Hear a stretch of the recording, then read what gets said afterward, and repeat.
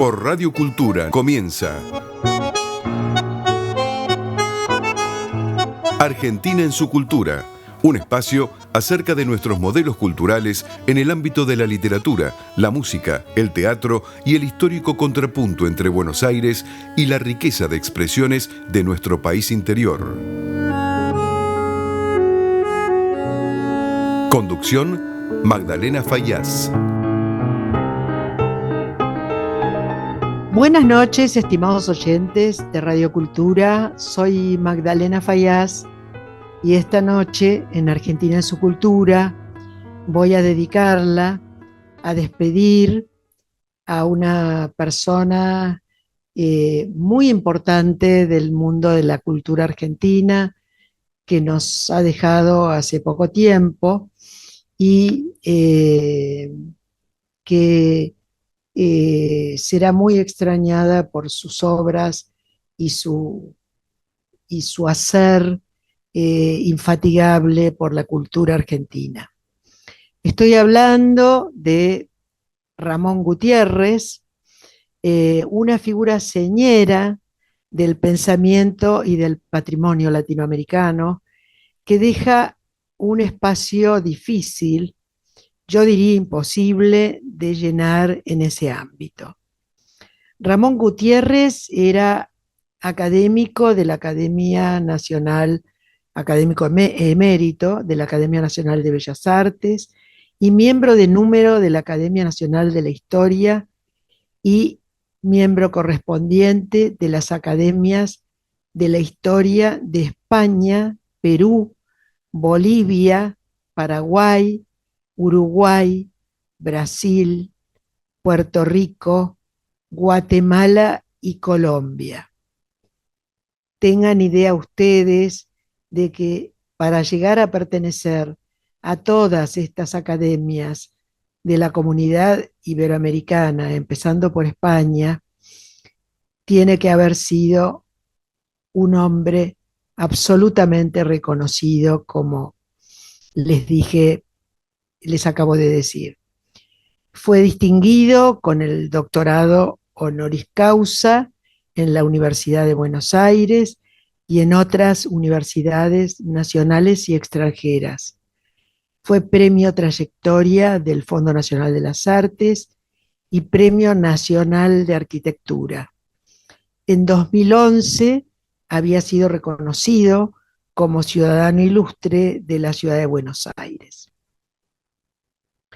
Consultor de UNESCO entre 1975, muy joven entonces, y 2020, fue director de programas de restauración patrimonial en el país y en el exterior, y director de la revista Documentos de Arquitectura Nacional y Americana.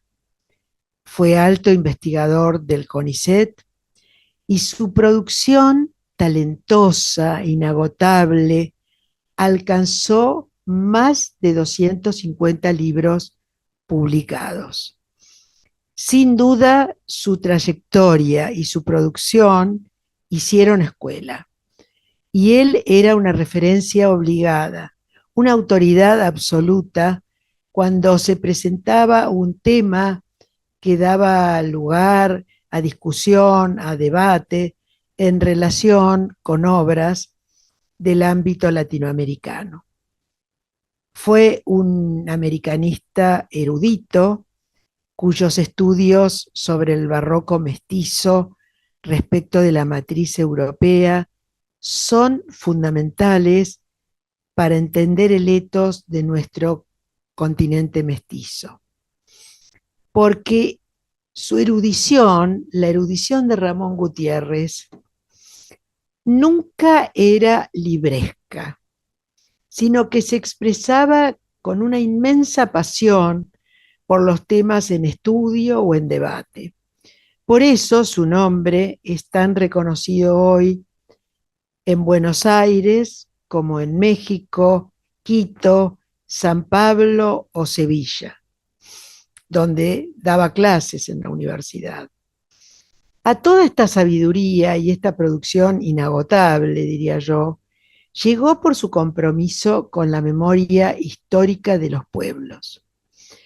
Ha sido evocado también en estos días, hace poco que partió, creo que 2 semanas, por el ICOMOS de Brasil, por su contribución a la construcción del Mercosur cultural, en torno a la preservación del patrimonio construido de las misiones jesuítico-guaraníes. Uno de mis grandes temas en la gestión cultural y en el que me apoyé en Ramón Gutiérrez porque era un maestro insoslayable y disfrutaba eh, socializando sus saberes. Aprendí muchísimo de él. Sin duda, no ha habido alguien tan erudito y comprometido con el patrimonio latinoamericano, que enfrentó la tradición conservadora y a veces clientelística, diría yo, sobre nuestros acervos culturales y patrimoniales, y con un espíritu amplio y federal que lo llevó con un grupo de colegas y discípulos a construir una nueva mirada. Es importante esto de la mirada. Esta mirada consistió en no limitarse a conservar la gran arquitectura, sino también la gran arquitectura que poseen todos nuestros países y distintas provincias de la Argentina, sino también la arquitectura modesta, popular, los poblados históricos que no habían sido suficientemente valorizados, rescatados, conservados, y el patrimonio encarnado en el paisaje americano.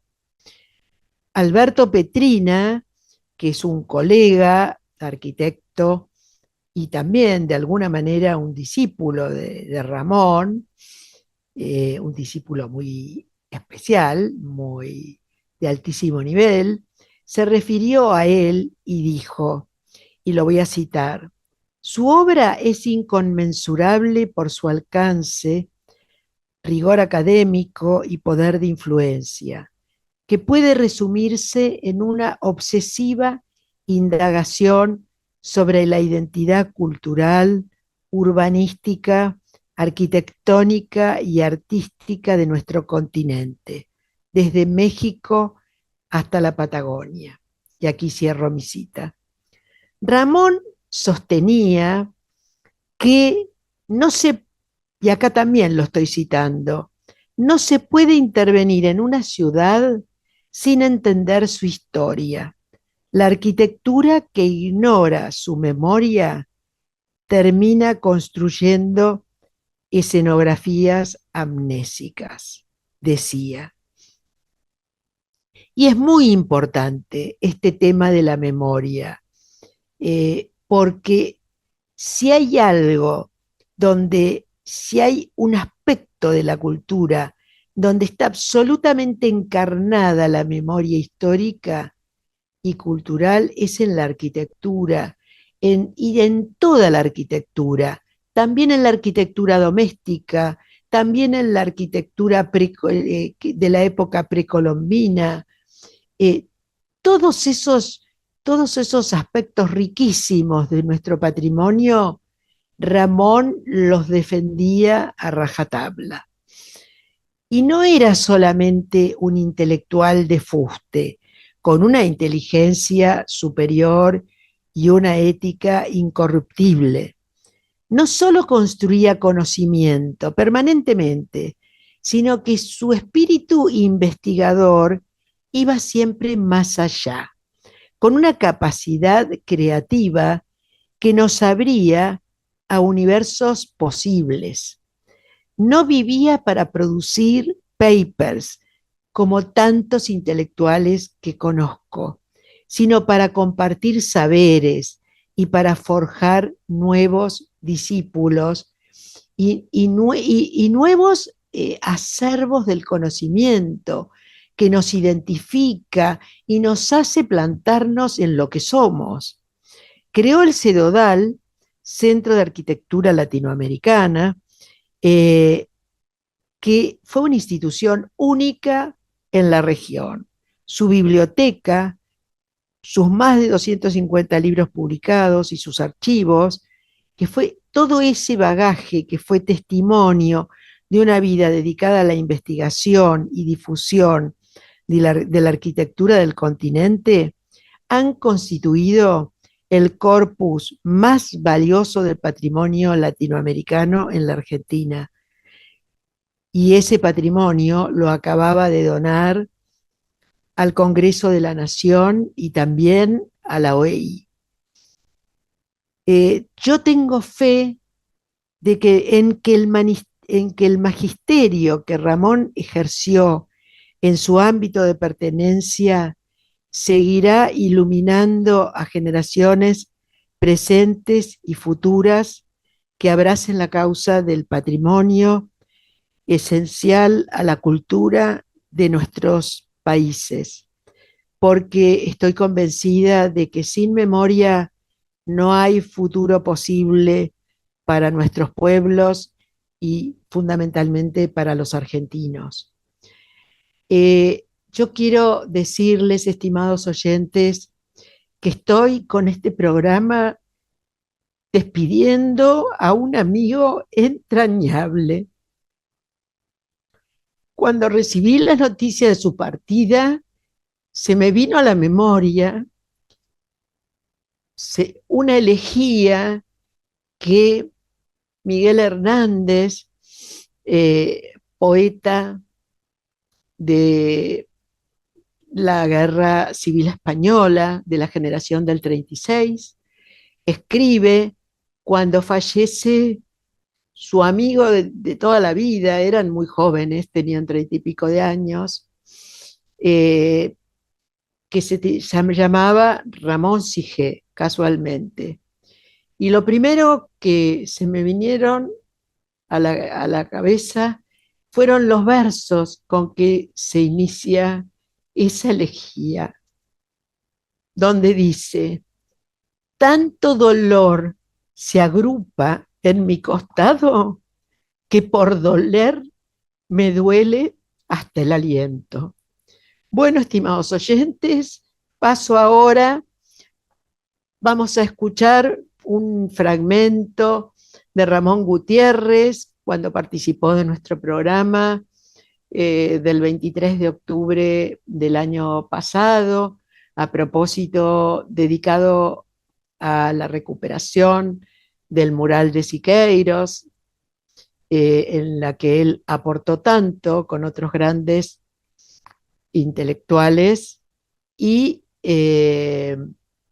luego entrevistaremos al doctor Gastón Burucúa. Estimados oyentes, tengo el enorme gusto de recibir en nuestro programa al arquitecto Ramón Gutiérrez, una persona a la que siempre recurrí cuando me tocó estar en la gestión cultural en distintas posiciones, pero sobre todo en la Comisión Nacional de Museos, porque es una persona a la que respeto infinitamente, es académico de Bellas Artes y de la Academia Nacional de la Historia, pero es una persona que siempre nos ilustra, nos ilumina acerca de nuestro patrimonio, que yo siempre digo que yo me recibí en la carrera de letras, pero que mi patria de adopción es el patrimonio. Hola Ramón, buenas noches, ¿cómo estás? Muy bien, Magdalena, gracias a Dios. Bueno, me alegro muchísimo, te agradezco tu presencia en mi programa, que levanta su nivel. Y bueno, después de años de estar con el programa de radio, dije, ¿cómo puede ser que nunca haya hablado del mural de Siqueiros, que fue una de las historias y de las gestiones más problemáticas, más difíciles que tuve en la Comisión Nacional de Museos. No arrancamos, por lo menos yo, mi No. participación con el tema del mural, pero después, contame vos que, bueno, sos un experto en patrimonio a quien yo respeto muchísimo. Contales a nuestros oyentes de este mural lo que te guste. Bueno, cómo no, con mucho gusto, Magdalena. Mira, a mí una cosa que me gustó mucho siempre es las vinculaciones increíbles que tiene toda esta historia del mural, empezando por la relación muy clara que tuvo el eje inicial, que fue Natalio Félix Botana, un uruguayo que a través del diario Crítica adquirió un peso, una gravitación importante, digamos, en la época del país, sobre todo de los años 30. Y Natalio Félix Botana va a comprar una propiedad que había pertenecido a la familia Alvear desde tiempos inmemoriales, y Marcelo T. de Alvear le vende esa propiedad después de haber fundado el pueblo de Don Torcuato dentro de esa misma área de tierras que poseía. La propiedad que compra Botana tiene 14 hectáreas, es muy grande, y él va a realizar allí su residencia, una residencia donde justamente se reunía un conjunto importante de gente de la sociedad y gente que muy vinculada a la cultura. Él construye su casa en el año 32, una casa amplia de 1.400 metros, con pileta de natación, jardín de invierno, en fin, todos los elementos volcados fundamentalmente en una arquitectura de tipo neocolonial, curiosamente, sí, que incorpora también elementos propios de ciertos datos prehispánicos que también están allí presentes. Y alguna cosa más bien telúrica, como es un galponcito, una casa de troncos de madera, de rollizos de madera, tomando lo que estaba sucediendo en ese momento en la Patagonia, donde muchas de estas cosas para las extensiones de los pequeños ferrocarriles que se hacían estaban hechos con troncos. sí. Entonces, allí organiza en un comedor muy amplio un sótano de depósito, como una especie de cava, ¿no? Para elementos de la propia casa. Y en el año 33 va a aparecer el pintor, obviamente Siqueiros, David Alfaro Siqueiros. David Alfaro Siqueiros, con su señora, una uruguaya también, Blanca Luz Brum, que era una persona muy comprometida también ideológicamente y militantemente con Siqueiros y todo el grupo de la izquierda mexicana. Y entonces van a realizar una exposición que el diario Crítica de Botana recoge con toda entusiasmo. Y en ese momento, planteado todas las ideas que tenía Siqueiros sobre cómo intervenir en pinturas murales de gran tamaño, le ofrece realizar en el sótano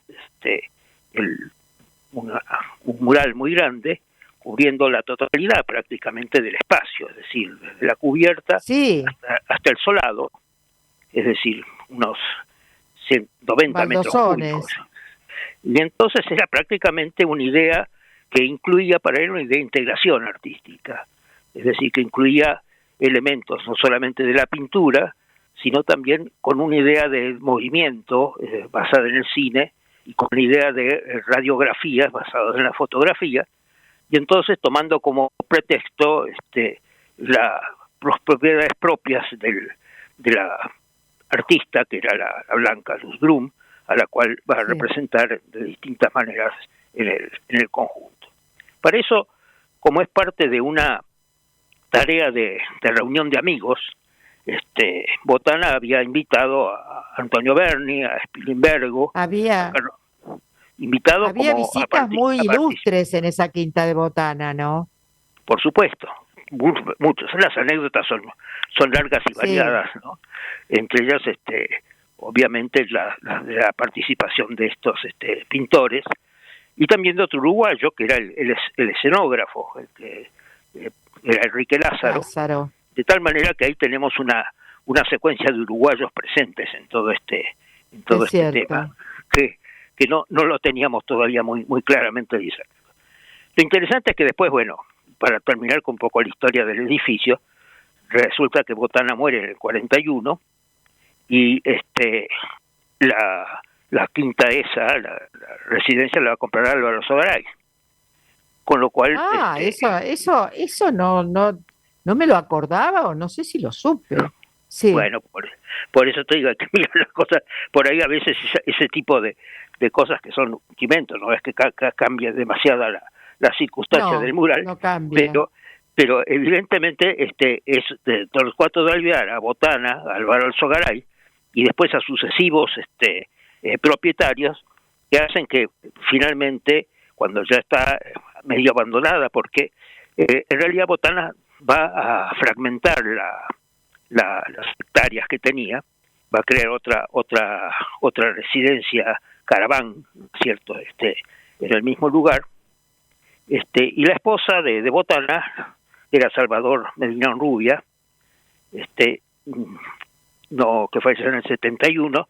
Sin embargo, ya en el año 48 entregó los Granados, que así llamaba el lugar, a una venta para remate, ¿no es cierto? Y ahí tuvo sucesivamente varios, hasta que prácticamente ya muy destruida la parte de la casa, en 1988 se va a hacer una adquisición por parte de Héctor Mendizábal, que fue quien en definitiva apelaba a la idea de rescatar el mural que cubría todo este espacio. Bueno, este es un poco la secuencia, digamos, de la propiedad. Ramón, mira, ¿sí? Yo te interrumpo un instante, discúlpame, simplemente para decirte que yo en el editorial hice un poco, no tan detallada la historia que estás vos haciendo, pero sí de cómo fueron los avatares de esta historia, todo lo que vos estás comentando. Y me gustaría, para los minutos que tenemos, que vos nos hables de lo que significa este mural dentro de nuestra tradición, de la tradición de nuestro patrimonio, de nuestro arte. Contanos. Mira, yo creo que un poco lo que significa es fundamentalmente una posibilidad de la integración. Por eso hablé mucho de los uruguayos y hablé, por supuesto estamos hablando ahora del mexicano. Obviamente. El hecho de tener una visión latinoamericana, desde mi punto de vista, es clave para nuestra cultura argentina y nuestra cultura continental. Y por lo tanto, sí, nuestra cultura argentina, que ha vivido mirando más hacia París que hacia lo latinoamericano.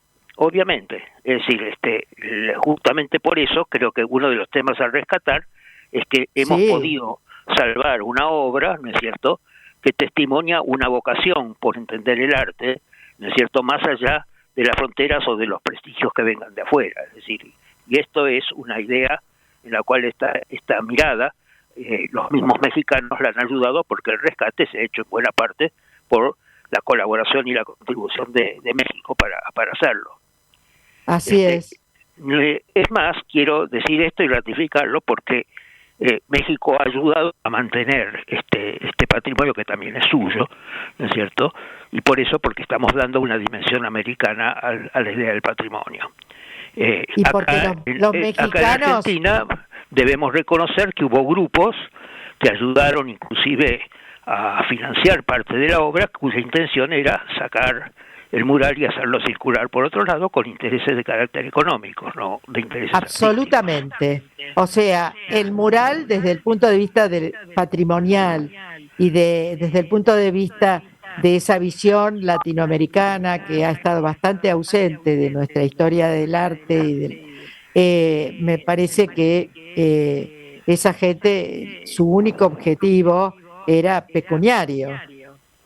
Exacto, es decir, no sabemos, esto no sucede con el patrimonio, nuestro patrimonio se ha destruido por intereses económicos fundamentalmente y por falta de conciencia nuestra y falta de capacidad de rescatar aquellas cosas que teníamos obligación moral de haber rescatado. Pero en fin, este es otro tema de nuestro patrimonio.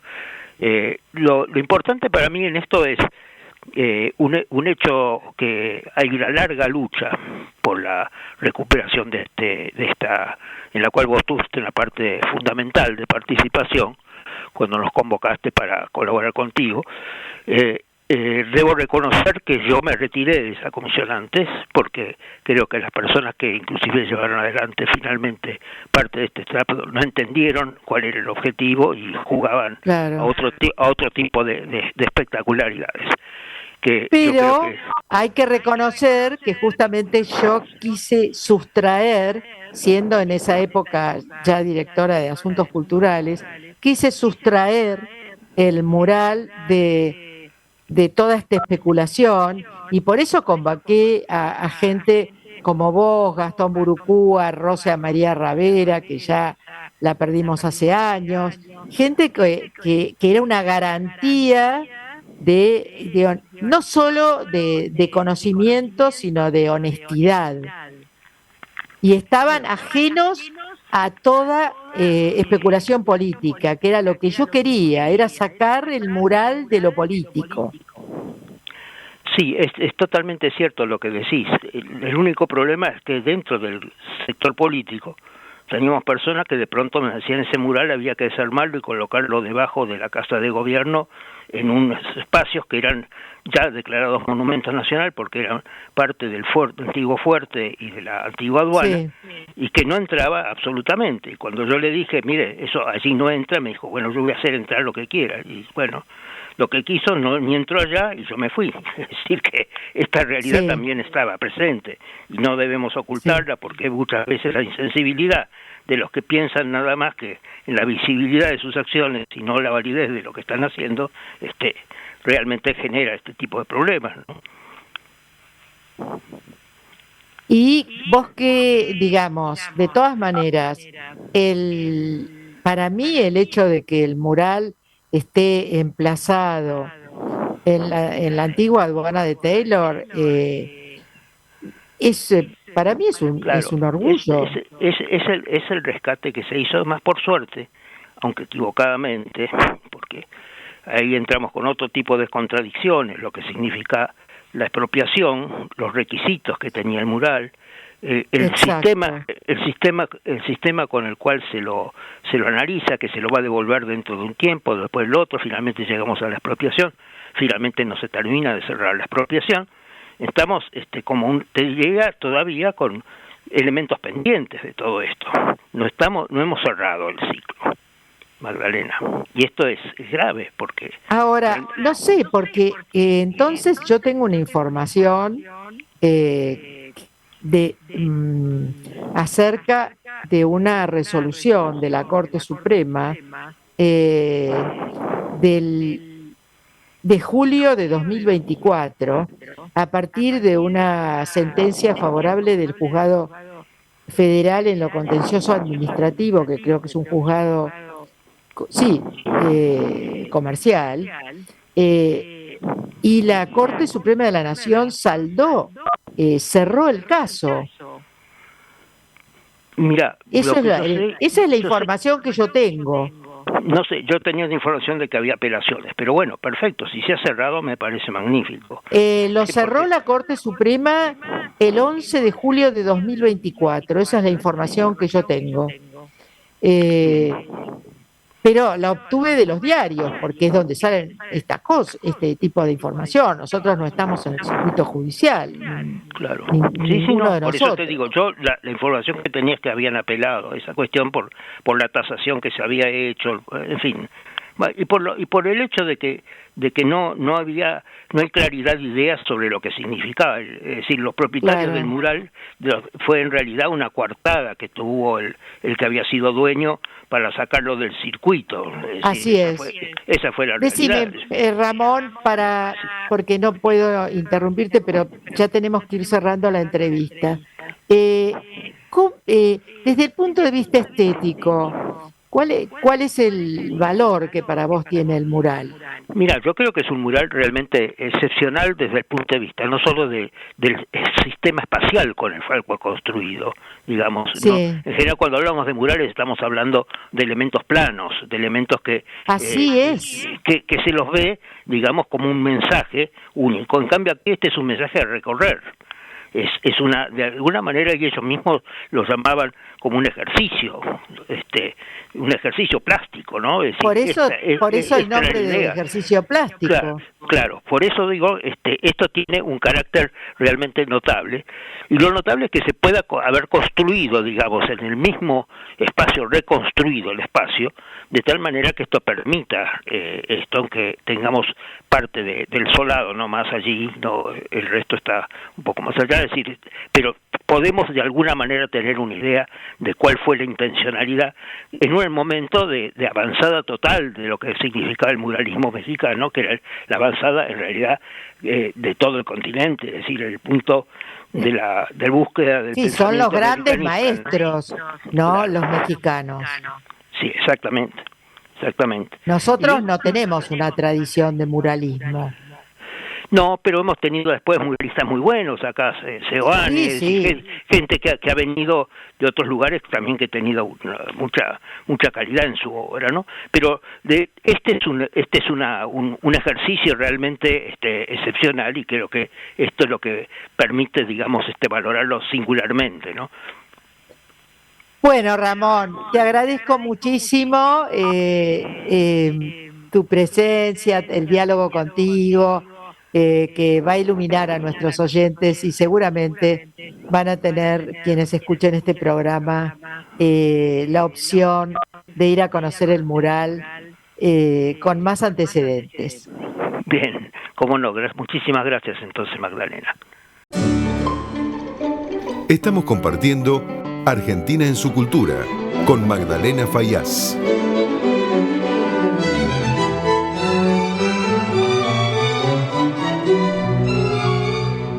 Estimados oyentes, para hablar de un amigo como Ramón Gutiérrez, nada mejor que recibir en mi programa a otro amigo al que quiero mucho, que es el doctor Gastón Burucúa, que como Ramón es académico emérito de la Academia Nacional de Bellas Artes y académico también de la Academia Nacional de la Historia como Ramón. Buenas noches, Gastón, ¿cómo estás? ¿Qué tal, Magdalena? Muchas gracias por convocarme para recordar la figura de Ramón. No, gracias a vos, porque yo necesitaba no solamente alguien que lo conociera y lo respetara como tantos intelectuales nuestros que han sido pares o alumnos, discípulos de Ramón, sino alguien, un amigo, ¿no? Un amigo común. Y es muy lindo tenerte en el programa. Además, cuando te llamé, me dijiste algo que agradezco. Me dijiste, ay, Ramón, un faro. Así es.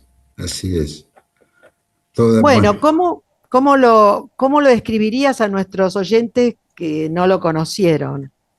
Sí, ha sido un gran estudioso de la teoría de la arquitectura y de la historia de la arquitectura. Se detuvo más que nada en la arquitectura colonial hispanoamericana, sudamericana, diría yo, que existió en nuestras tierras desde el siglo XVI hasta la independencia. Y claro. después él se ocupó mucho también de la época inmediata a la independencia, ¿no? Cuando llegan los primeros arquitectos franceses, italianos, y realmente modifican el vocabulario arquitectónico de toda nuestra tierra. O sea, en esos dos temas yo creo que él ha sido una figura de relevancia internacional, ¿no? Creo que Sí, sin duda. no hay texto referido a esos dos momentos editado en cualquier parte del mundo que no tenga ese pasaje escrito por Ramón. Cuando, además, donde él volcaba las fotos, las imágenes que él mismo sacaba, porque Ramón es admirable por muchas razones. Era un gran estudioso de gabinete, un gran, Sistemático. había de pasarse horas en su archivo, que era un archivo tanto de textos, manuscritos, como de imágenes y de planos, ¿no? De arquitectura. Así que él realmente se pasaba a veces días enteros en su archivo. Sí. Cuando lo tenía en su casa, yo lo conocí en esa época, cuando él vivía en Resistencia y tenía el archivo en su casa. Y Ah, después lo cuando... conociste cuando estaba, cuando vivía en Resistencia. Sí, sí, sí, sí. Ah, entonces lo conocías hace muchísimo. Yo fui huésped en su casa, Ay, qué maravilla. porque él tenía una colección única de tratados antiguos de arquitectura, de tratados españoles de arquitectura y otros más, ¿no? Pero a mí me interesaba en ese momento hacer un recorrido desde las medidas del romano hasta el Tratado de Arquitectura de Bailes, es decir, prácticamente abarcar desde 1520 hasta 1790. Entonces, Ramón los tenía, Esos tratados. tesoros. Sí, tenía los textos, digamos, los objetos originales. Él fue un gran coleccionista de esos Sí, lo materiales. sé. Entonces, era directamente, yo me contacté con él, era profesor en la Universidad del Nordeste en esa época, Sí, eso y, sí. y allí salvó, eso te lo cuento después porque es realmente notable, la biblioteca de Busquiazo, de la Ah, otra lo gran. sé, lo sé. Vos sabés que él salvó esa biblioteca en el Sí, sentido de que se iba a una universidad norteamericana y él consiguió detener esa, esa operación que se estaba haciendo, que bueno, no tenía nada de malo, no era nada ilegal, pero era, claro, pero era una manera de sacar un patrimonio pero que por era supuesto, fundamental para los argentinos, claro, de la se iba a posibilidad ir. de que se fuera al exterior, como han intentado otros o como lo han hecho con otros patrimonios, ¿no? En ese Exactamente, bueno, sentido, era cuando, una persona muy arraigada en lo nuestro. bueno, cuando él se enteró de ese asunto, se contactó con la municipalidad de Resistencia y bueno, finalmente convenció al intendente de Resistencia que destinara una partida a la compra de la biblioteca de Busquiazo, que es la que se iba a ir y era realmente una biblioteca excepcional. No, Como un además presidente, Chaco, que es una provincia tan pobre. ¿viste? Bueno, entonces él consiguió que la Intendencia de Resistencia comprase la biblioteca y habilitase un gran salón donde se colocó la biblioteca y se iba a consultarla. Abierta al público estaba. Claro, Bueno, eso yo diría que fue obra de este hombre lúcido, no recuerdo el nombre del intendente de sí. Resistencia, pero de la intervención y la labia de Ramón para convencer en Me ese terreno. imagino, porque además, vos es que yo me he acordado de tantos gestos de él, porque cuando a mí me tocó asumir casi como una responsabilidad indelegable la presidencia de la Comisión Nacional de Museos y Monumentos, lo mío no era el patrimonio, yo vengo de la literatura, ¿viste? De la gestión Claro, cultural. Y yo siempre digo, mi patria de adopción es el patrimonio. Yo me Sí. enamoré del patrimonio. Y de nadie aprendí tanto como de Ramón. Y Bueno, Ramón, él nunca quiso estar en la Comisión Nacional de Museos, pero era mi asesor de cabecera. Donde había un conflicto, que sí, claro. había, porque lo sabía, sabés que con el patrimonio hay conflictos. Siempre, eh, en todas partes del mundo, porque es un tema, la vida sí, sigue, pero ¿no? convengamos que la Argentina no es un país valorador de su patrimonio. No No, somos no, aunque ni los hemos españoles, ni mejorado los mucho, ¿eh? mexicanos, ni los brasileños, ¿no? Pero estamos mejorando, hemos mejorado mucho, Estamos mejorando, estamos pero mejorando. por eso, yo creo que los años más difíciles y más felices míos en la gestión cultural fueron en la Comisión Nacional de Museos y Monumentos, porque, porque te absorbía la vida. Porque, claro, en general no es una institución demasiado conocida y No, no, pero es fundamental. además vos le tirabas un tema a Ramón, que siempre era un tema normalmente conflictivo o de algún abandono del patrimonio, y enseguida generaba una solución creativa. Exactamente. Y no era solo, ni de lejos, solo el patrimonio arquitectónico, ¿eh? No, no, Era no, también el patrimonio de bienes muebles, ¿no? exactamente, Pinturas, esculturas, grandes retablos también, libros. Era un exacto. hombre con una vastísima cultura y que conocía todos estos campos y todas estas ramas, podríamos decir, de la conservación patrimonial, ¿no? Sí, sí, Entonces, sí.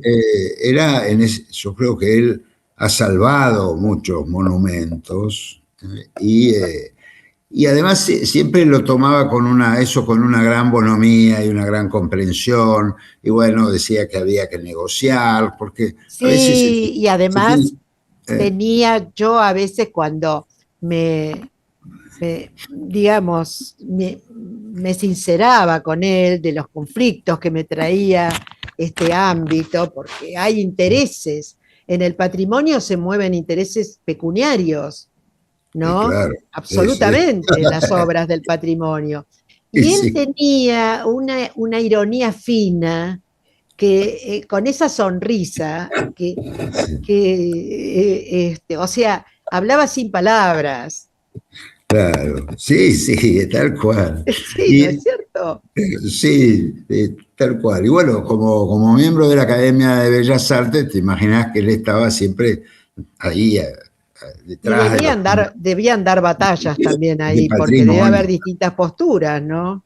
Distintas posturas, y vos sabés que en la academia el 80% se nos va en cuestiones más bien, no podría decir burocráticas, pero en el sistema de premios, ¿no? Sí, Que sí, tiene la exacto. academia. Es lo que más tiempo nos lleva, porque bueno, hay que hacer las convocatorias, formar los jurados, y como son Sí, tantas las disciplinas, que imagínate, son temas pintura. instrumentales Claro, entonces y te llevan buena tiempo, parte de las sesiones se va en eso, en esas es gestiones, casi ¿no? burocrático, Sí, pero también que vos conocés artistas obvio, y tenés que, cuando presentás una candidatura, hay que defenderla y hay que estudiar bien. obviamente. Es muy lindo, ¿eh? Porque ahí Ah, es una maravilla, por vos supuesto. te dicen, bueno, tenés que elegir, no sé, te pongo un ejemplo cualquiera, entre eh, eh, ¿cómo se llama? Ay, entre Don P, ponele, Sí, y, y otro escultor, ay, caray, este, ay, Dios mío, el que bueno, no hace las grandes. importa, no Bueno, importa. suponete Entre dos entre dos figuras. escultores, ¿no? Ah, Entonces hay que conocer bien la obra, el que presenta la candidatura tiene que conocer bien la obra del personaje, claro, porque hay que discutir los méritos. Y obviamente. a veces los méritos son iguales. Claro, exacto, Entonces exacto. tenés que buscar otro criterio para decidirte. Gastón Díaz, quería decir. Ahí está.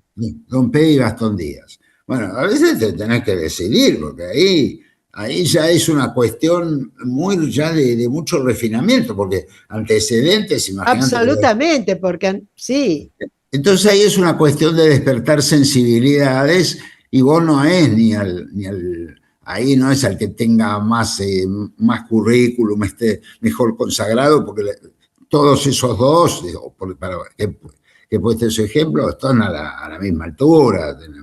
O sea, y ahí la decisión tiene que ser por tu propia sensibilidad. Y es interesante porque uno bueno, pasa de defender un currículum a defender lo que uno siente, ¿no? exacto. Frente a Gastón, esas. me Pero, tengo que ir porque si no ya nos quedamos sin minutos. Te bueno, agradezco muchísimo haber yo compartido también. este momento con nosotros y haberlo compartido a Ramón conmigo.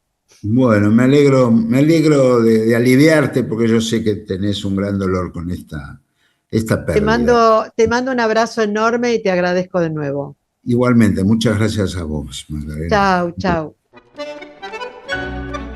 Hasta las 23 estamos compartiendo Argentina en su cultura con Magdalena Faíaz. Estimados oyentes, en el cierre de este programa, o como una adenda de otro tema, me gustaría hablarles de una novela que llegó a mis manos, titulada Si arrastré por este mundo, de un novelista que está haciendo sus primeras obras y que narra la historia de un personaje que es un hombre que enfrenta profundas crisis existenciales y emocionales y que está narrada en primera persona y, y en la cual se exploran sentimientos o temas, mejor dicho, como el sufrimiento, la soledad, la búsqueda del sentido en un mundo que se percibe como hostil e indiferente. Es una novela que transcurre en varios escenarios y en tiempos diferentes que se alternan un poco en el modelo, diría yo, de la rayuela cortasariana, y podríamos caracterizarla como una novela existencialista del siglo XXI.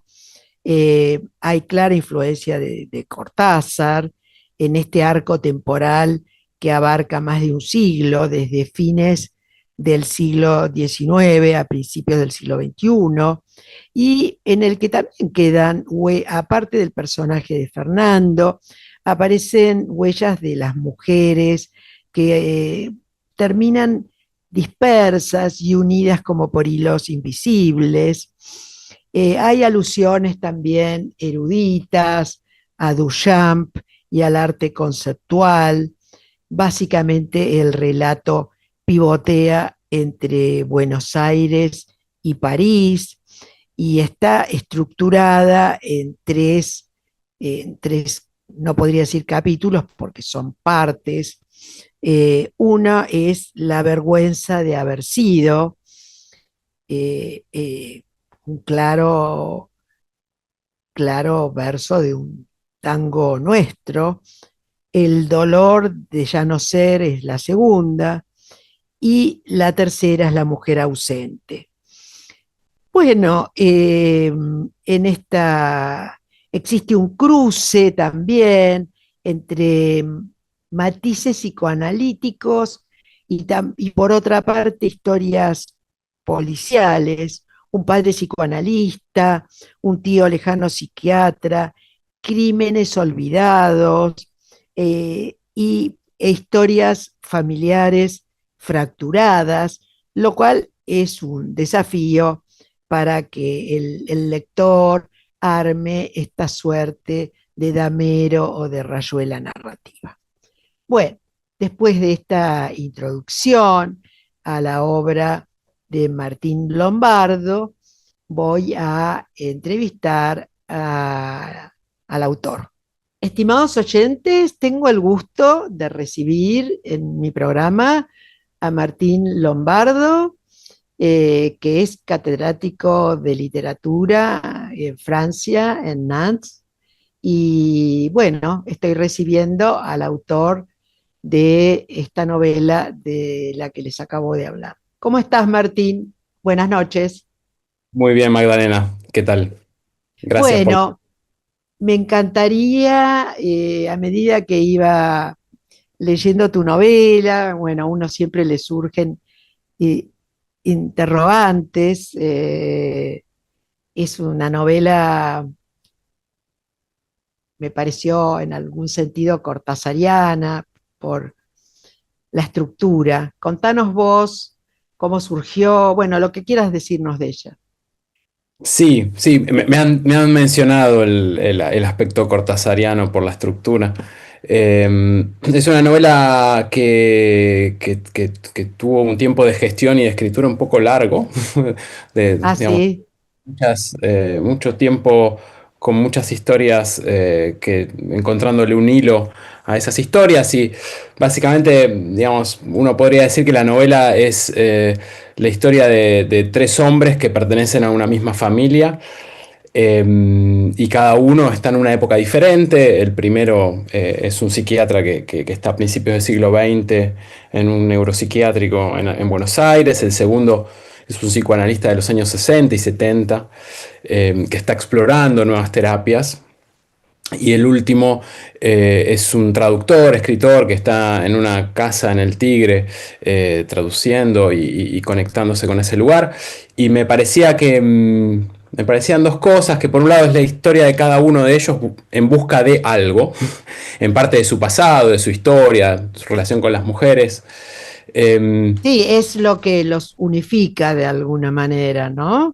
Sí, sí, sí. Y después, como de manera como invisible, si uno va leyendo, eh, eh, el lector entiende que hay un punto en común entre todos ellos, que son ciertas historias con ciertos personajes, sobre todo femeninos, ¿no? Entonces me gustaba esa doble idea. Y a la vez en la novela, y me parece que ahí hay algo también cortasariano, que es el tema de... en la novela hay otros capítulos breves donde aparecen personajes que son escritores, Sí, reales, vamos a decir, y o ahí era un artistas, de artista. repente Duchamp. Claro, exacto, exacto. Y ahí me da un poco el gusto de leer y trabajar sobre artistas y escritores que me gustan, sobre lo que me gusta también de la literatura francesa y sobre de qué manera esos escritores, esos artistas vivieron y pasaron, y representaron Buenos Aires de alguna manera. Eh, Contale a nuestra audiencia quiénes son esos artistas o intelectuales. Por un lado está Marcel Duchamp, Duchamp que va a estar en Argentina en los años 20, en el año 19, 20, Sí, cuando un movimiento no, anarquista en Argentina. Ese dato me parecía interesante. Y pasa una temporada en Argentina básicamente muy ligado al ajedrez. Em, Después hay otro escritor que a mí es un escritor francés que me gusta mucho, que es poco conocido en español, que es Henri Callet. Callet se escribe, ah, sí, que pasa por... Él medio se esconde en Uruguay y alguna vez viene también a Argentina y él aparece por esos años, por los años 30, que es un gran escritor de la París de principios del siglo XX, que recomiendo leer. Y también aparece Graham Greene, que no es ay, francés, sí, sí. pero aparece por Corrientes, en esos viajes que hace, que después le inspiran algunos de sus clásicos, y que también aparece en la trama de una manera o de otra. Sí, realmente es una novela ambiciosa. Te debe haber llevado mucho tiempo, ¿no es cierto? Exacto, sí, no ha sido fácil por eso, porque era cómo compaginar esas historias, Y esa es un poco un juego de miradas ahí, ¿no? O sea, son personajes, cada uno de los personajes de esta familia, que está buscando algo de su propia vida, de su propia historia, eh, y que a la vez pasa de fondo, ¿no? Ese Buenos Aires o esa Argentina de otras épocas, de otros años, donde pasan cierta cantidad de cosas que ellos que a veces quizá no se enteran. Y después esto me gustaba, y eso era Para ir difícil. cerrando tu idea, porque me quedo sin minutos, para que no nos dejen fuera del aire. ¿Qué era lo que te gustaba? Me gustaba ver Buenos Aires y relacionarme con Buenos Aires desde una Sí. mirada lejos, porque es la mía también, porque estoy Se por fuera. siente en tu novela eso, Sí, y a través de los libros y de la literatura. Eso claro. Fantástico. Martín, un gusto de haberte tenido en el programa y ojalá tu novela sea leída por muchos. Muchísimas gracias. Un gusto. Cariños. Hasta luego.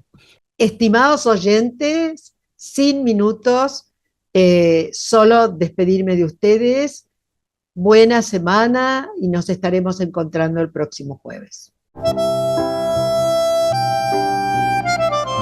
Argentina en su cultura, con Magdalena Faíaz, todos los jueves de 22 a 23 por Radio Cultura.